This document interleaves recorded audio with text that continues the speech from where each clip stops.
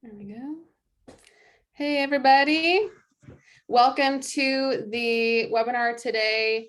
We're so glad that you're joining us. You feel free to write in the chat where in the world you're watching from. We're going to get started in just a minute and give people a chance to hop into the session.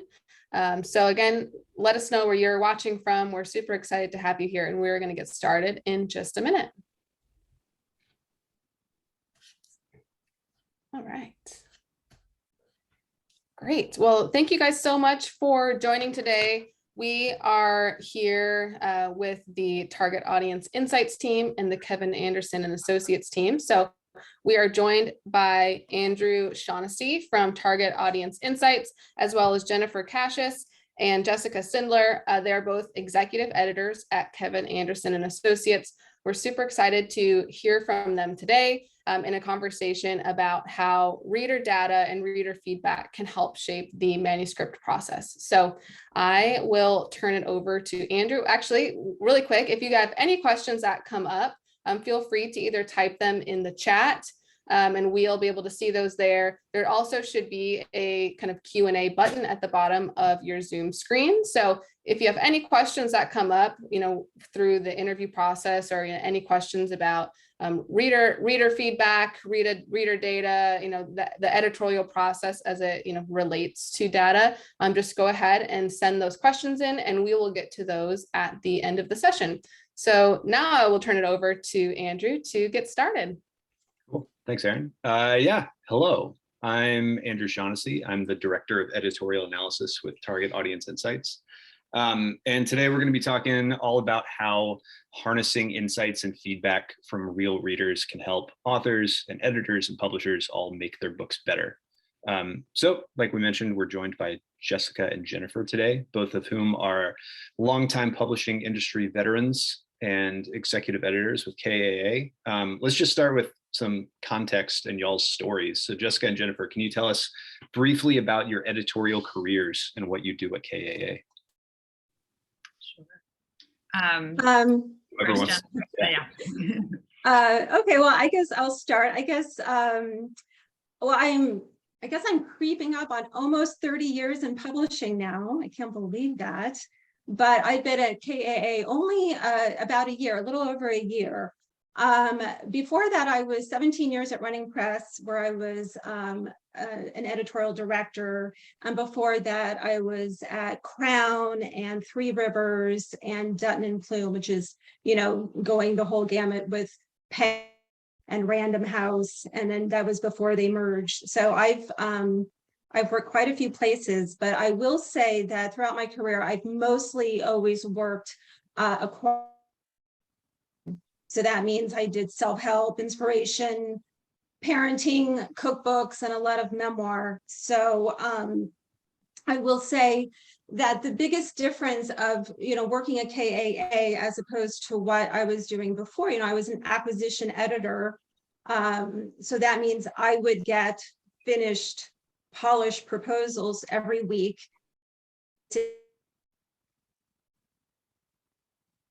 and present to the publisher and the marketing director and all the people who, needed to hear about it to see if we wanted to pursue it. And then, of course, at KAA, I'm seeing things at a much earlier time. So now I'm working with,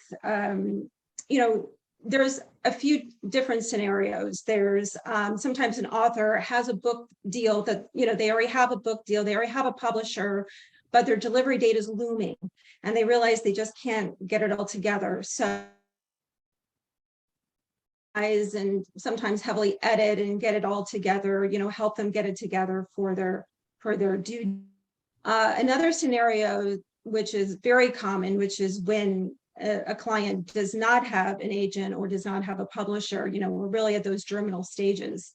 So, I can help them get their book together, get their manuscript together, and then when it warrants,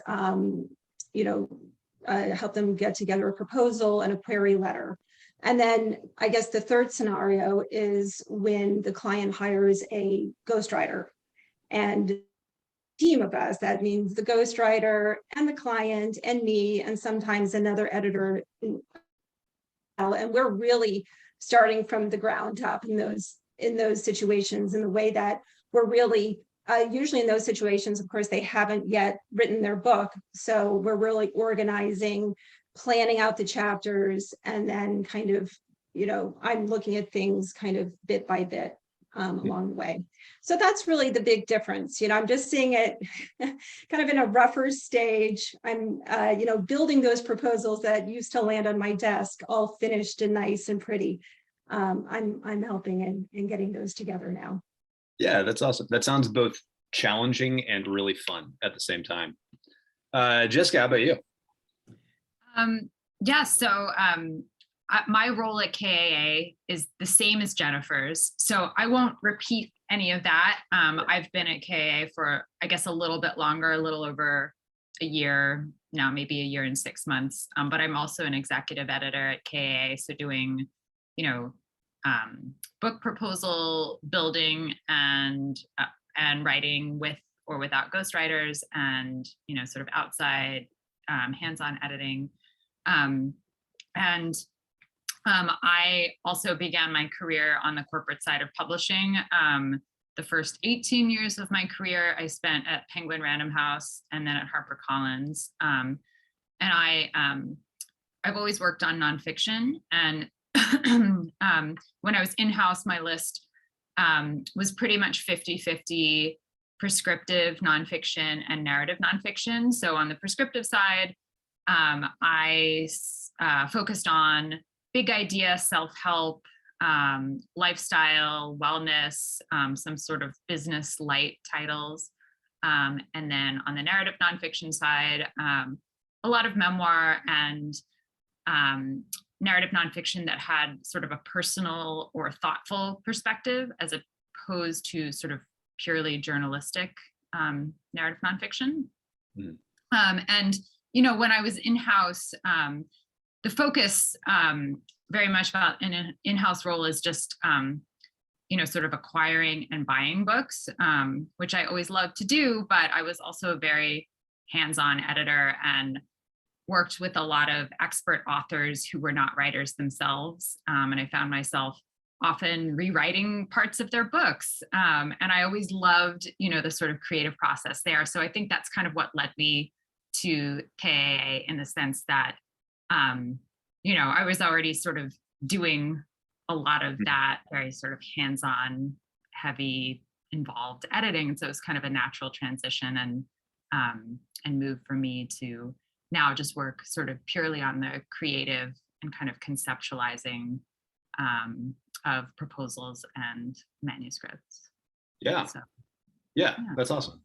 So one thing I specifically, when we're talking about this, like how reader feedback and data interacts with all of this, one thing we talk about sometimes is authors and editors having blind spots with the books they're working on, where it's like you're too close to the project and how you see your book might not be the same way that readers see the book.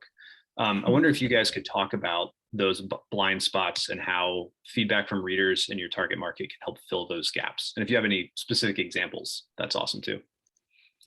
Sure. Yeah. I can take that. I guess the sort of two, examples of how that might play out that come to mind for me are, one would be when you have a sort of expert author of some kind, an academic, for example, who's writing for a mainstream sort of trade audience. Sometimes in that case, that sort of author is not used to sort of translating their ideas for the lay reader. And so that could be one example of how this sort of comes up, that they may not necessarily be in touch with who their target reader is. And my role as an editor is to try to make them understand that, and then without making them feel like they're dumbing their work down, making it, for example, like with some of this big idea nonfiction, like I worked with, when I was at HarperCollins, with a Yale professor who taught a course on, it was called The Hidden Habits of Genius, the book and the name of his course. And it was sort of about the nature of genius. And he had written, academic papers, and he was a very good writer, but didn't really understand how to bridge that gap from, these sort of the research and concepts to this being a book that was that had sort of intellectual takeaway in the self-help sense. It wasn't like bullet pointed how-to, but he identified 15 sort of drivers of genius, quote unquote genius. And the book was about how to, sort of embrace them and apply them to your life. So anyway, a long way of saying, it took some time for him to move from this sort of academic way of thinking about the concepts to what his audience might have been looking for. Yeah. I'm sure, Jen, you have examples of that too, where you're sort of trying to become the translator from this person's way of thinking to the reader's way of thinking as an editor. Yeah. Jen, have you experienced that at all? Absolutely. I mean, it is, obviously the author is always very close to their subject, and they're so wrapped up in it. And it is, that whole pull back the camera approach. As an editor, you have to say, okay, if you're encountering someone in an elevator and you're just, they don't know anything about your idea, your concept, how are you going to get that across? And, that's really about how the first chapter should be. You're relating it to the reader's world, why it should be relevant to them, and then really taking it step by step beyond that, where they always kind of want to, they want to start in the middle. They want to, they're already at level 5 when we're saying, oh yes, you need to kind of back it up a bit to level 1 and just really start. So that is a blind spot that, I've seen countless times. So that, That's great. Yeah, and the sort of second example of that, if just to come back to, was I think that sometimes, and this applies with the sort of beta reader testing, when I guess your personal perspective, the author's personal perspective can create blind spots. So in this case, what I'm thinking of is an author who was writing a book for female entrepreneurs about, is a business book, but sort of about work-life balance. And when we began and went through various drafts of the manuscript, she was very much writing for a sort of hetero audience, I guess, would reference like, if, how to balance, tasks at home with your husband, or even partner, and then we ended up having, beta reader feedback, which she specifically asked for this, like whether she was, being too heteronormative, and sure enough, like she and I hadn't even realized, because that's our perspective, that this was coming up throughout the manuscript, talking about your husband this, your husband that, and then we were able to go back in and adjust, so that was very helpful. Yeah, that's really interesting. Well, that kind of bleeds perfectly into my next question, which was that you both have gotten feedback from beta readers through our target reader manuscript analysis reports before with several of your books. I wonder if you could talk about that experience, just working with that beta reader feedback, and did those insights you got, Jessica, you just mentioned one example, result in any substantial changes to the book that you were working with? Well, I can speak to, I've had 2 beta reader experiences in my time at KAA so far. And I will say it really came in helpful on this memoir that I was working on. And I will say, memoir is it's a tender animal, because, and you talk about your author being close to their subject. And when they're talking about their life, you have to really take extra care, because obviously they're writing it, well, this happened and this is very important to me, and this happened and this happened. But when you're editing memoirs, you have to remind authors that, remember, the book isn't exactly how life unfolded, in the way that it still has to mimic the rhythms of a novel. It has to have, rising action and some sort of event that happens, and needs to have a cast of characters and all of that. And I will say, in all of the kind of categories that I've edited in, that is kind of the probably, I don't say problematic, but you really have to take special care on that because authors do get very attached to what they want to say. In this instance, this memoir was it was fantastic, but there was just a few chapters toward the end where it just kind of, he wanted to kind of make a larger political point, and it was one of these chapters that kind of like, one of these things is not like the other. It just didn't have the same tone. It just seemed out of place. And I will say it was very helpful for him to read that, not just from me, take it just from me, but to hear that, yes, that actually other people are experiencing that too. So that really helped.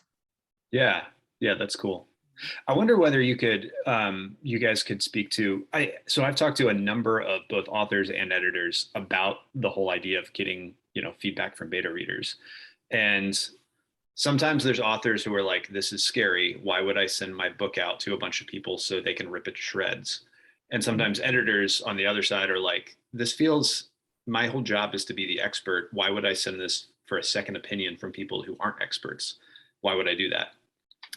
Have y'all experienced those reactions to getting beta reader feedback? And what would you say to an author or an editor who kind of feels threatened or thinks that it's scary, this idea of getting target reader feedback for their book? Yeah, I mean, I completely understand the sort of nervousness on the part of an editor, to getting this kind of feedback. It's the idea of, thinking like too many cooks in the kitchen, or this is going to potentially confuse the author. I'm telling them one thing and then they may get conflicting, information from beta readers. When in terms of the author feeling sort of conflicted about it, I guess that's never come up because, typically they would be requesting it. And so if it's kind of coming from that end, they'd be very much on board for this. But I think that, the way that I would say it's helpful to think of it from the author's or editor's perspective is that,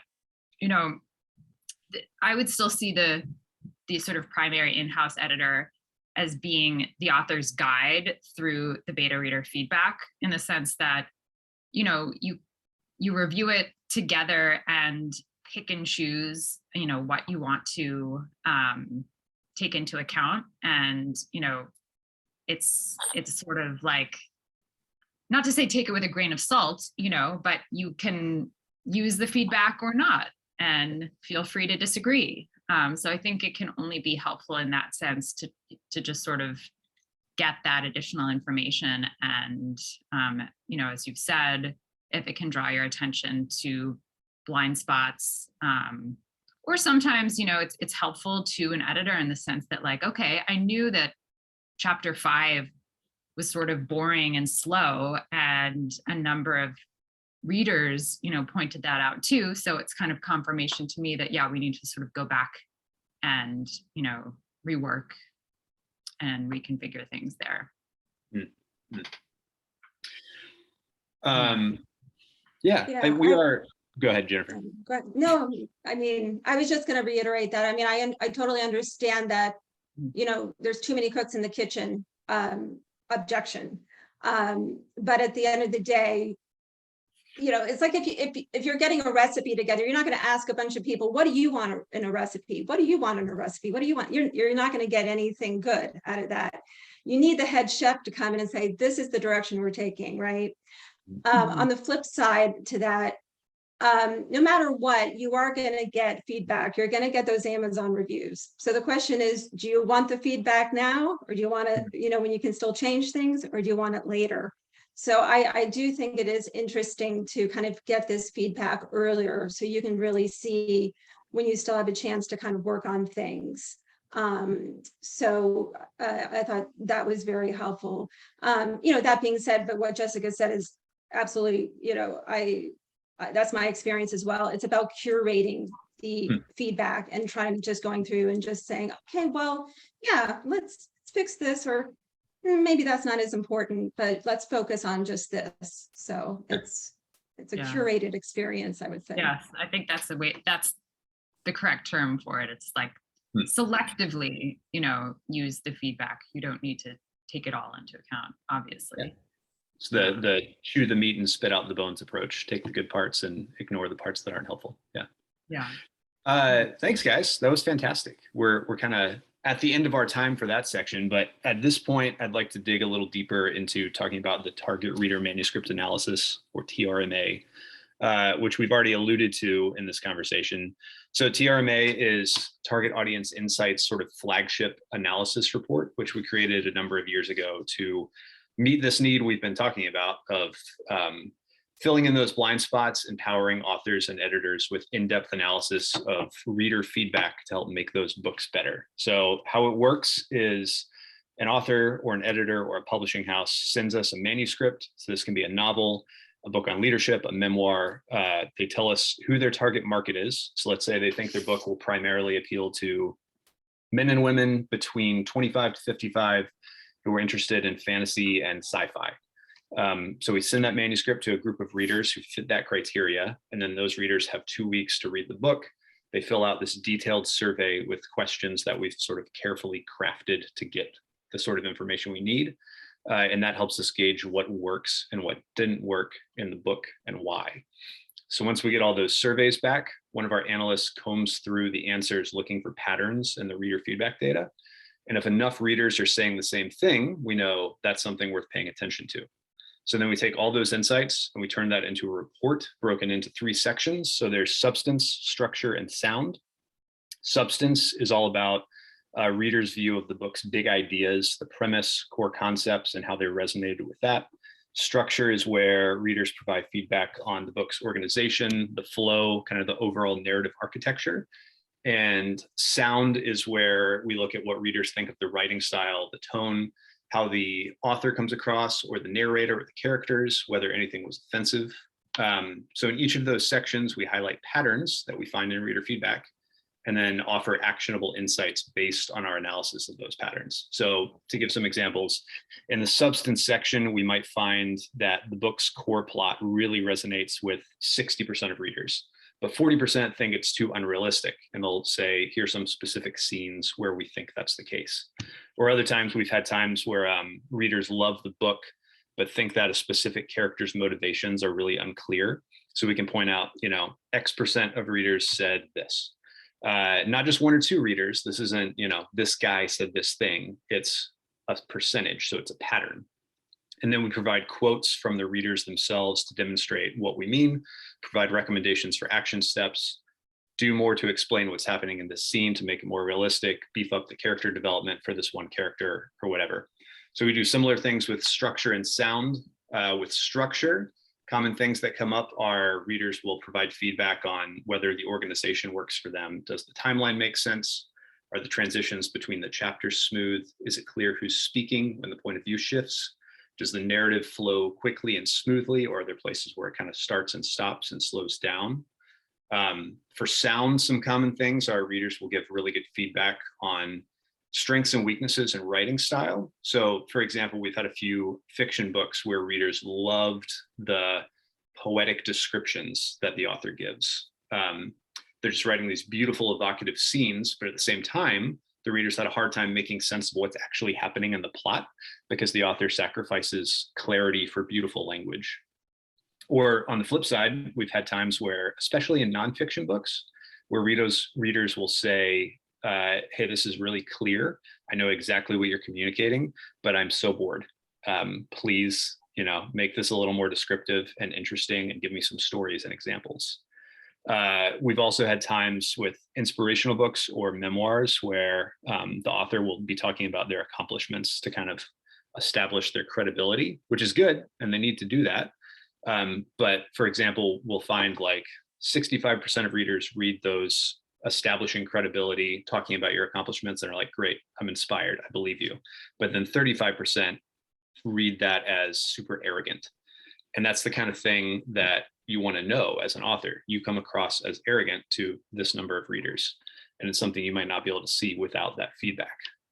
So it's really important to note here that what we're doing is not just throwing every single piece of feedback these readers have at authors and editors. We're very intentionally not doing that.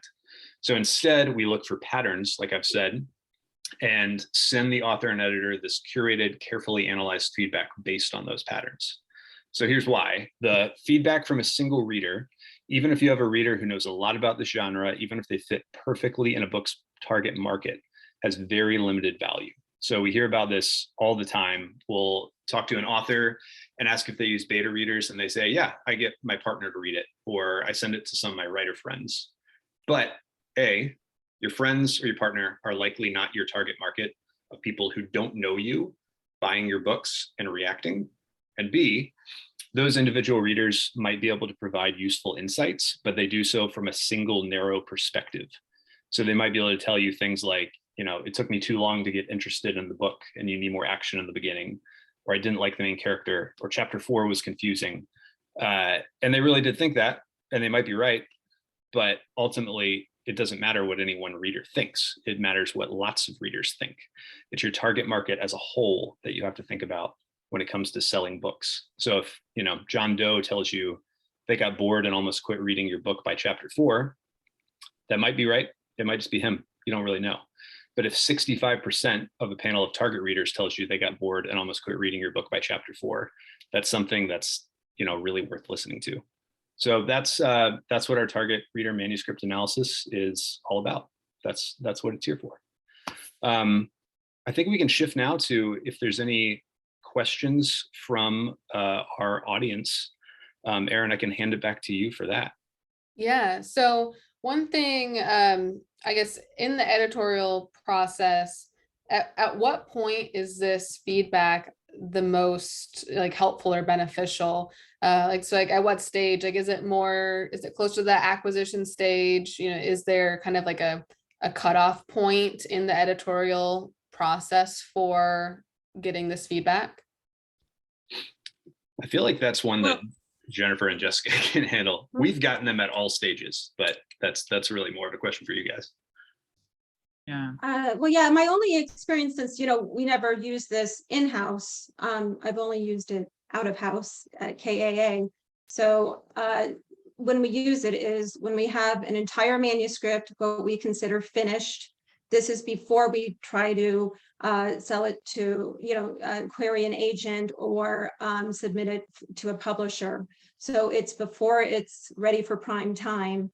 However, we have a complete manuscript, what we would consider a polished, finished manuscript, and that's when the beta reader process. So there's no real so at that point, we still have time to fix things because there's no absolute deadline of when we need to, query an agent necessarily. But this is a good time because obviously you want the beta reader to read an entire manuscript, not just a partial. Yeah, that's the experience that I've had, sort of as close to final manuscript as possible. Usually it's around the same time that it would be going to the copy editor, or just sort of pre-copy edit so that you still kind of have that time to make changes. I would think at the acquisition stage, it's a little more complicated just because of the way that publishing works these days. It's so fast moving that, it's as an in-house editor, you get a hot proposal and the auction is a week later. So you would need that feedback pretty quickly.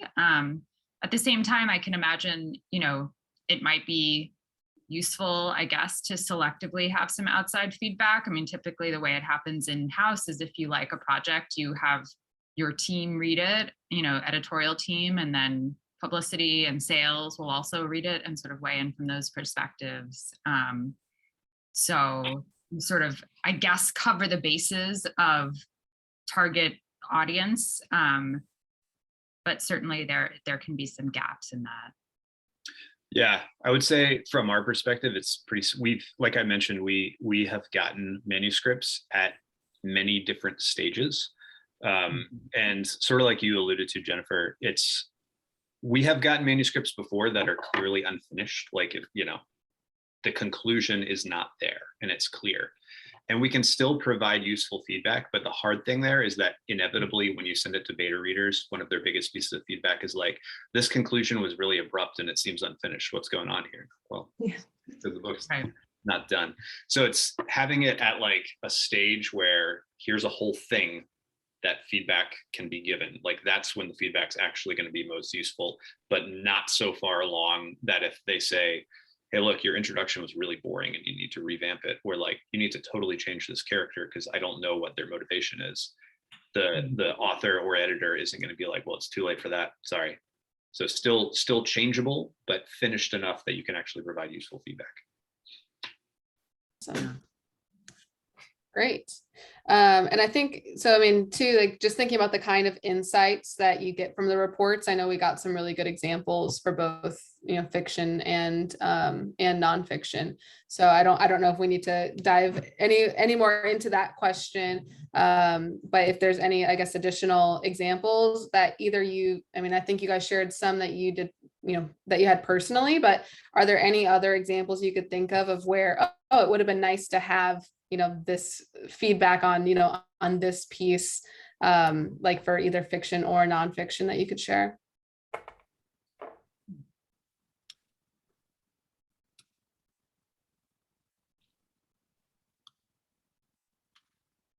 No, it's an interesting question. Nothing is coming to mind for me immediately. But I guess it just sort of coming back again to this idea of, the author's very specific perspective and, sensitivity issues. I think cultural accuracy reading is what we call it at KAA, but just being, increasingly important today. And so I think that, can be affected by this issue. Like another book that I have worked on, this was not a target reader analysis, but something that came up when we had a sensitivity read that's sort of related. It was a chapter where a mother was writing about the experience of her child who was trans, kind of coming out as transgender. And we had a transgender cultural accuracy reader read the chapter, and all of these things came out that, again, had just never ever occurred to us, and it was extremely helpful to have that perspective, and we actually made a lot of changes as a result to the chapter. So there are definite blind spots, and I think it's great to accept that those exist and use feedback to make a book better. So it can be very... Yeah, and I just want to say how well organized and well thought out these target reader analyses are. It seems like, you've thought of everything. I love just how it's very general, but then very specific as well. Like, for example, that part when you ask what are the 3 words that you would use to sum up this manuscript, so you're kind of getting like, oh yeah, how is this landing with the readers, kind of with the overall impression, but then you get really granular later on, and then you actually hear the voices from the readers where you hear their quotes and kind of get their direct feedback. So I will just say it's been, I've just been very impressed with how thorough everything is. Oh, cool. It's always really good to hear. Excellent. Well, thank you guys for your time today. Thanks for jumping on and chatting with us. So thank you everyone for joining in. And we will, you'll receive an email just with some follow-up information. And you, so keep an eye out for at your inbox, and you'll get some information on more of the analysis. And also, how you can stay connected with both Target Audience Insights and also Kevin Anderson and Associates. So thank you everyone for joining. Thank you, Andrew, Jennifer, Jessica, for your time today. And we will see you guys later. Thanks so much. Hey. Thank you. Bye. Bye.